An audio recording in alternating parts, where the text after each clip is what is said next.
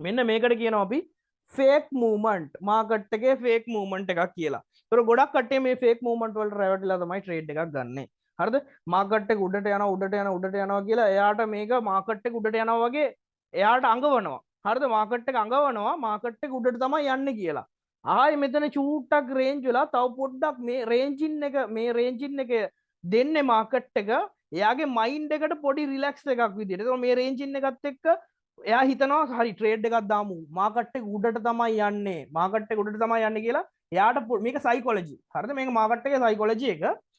මෙතන පොඩි රේන්ජින් මූව්මන්ට් එකත් එක්ක එයාට දෙන පොඩි සිග්නල් එකක් මාකට් එක උඩට යන්නේ මාකට් එක අප් එකක් නේ යන්නේ. දැන් මාකට් එක මෙන්න මේ රේන්ජින් එකත් එක්ක එයාට හිතන්න පොඩි ටයිම් එකක් දෙනවා. ඒ හිතන්න පොඩි ටයිම් එකක් දීලා මෙතනින් මේක ආය පාරක් අප් එකක් ගන්නවා.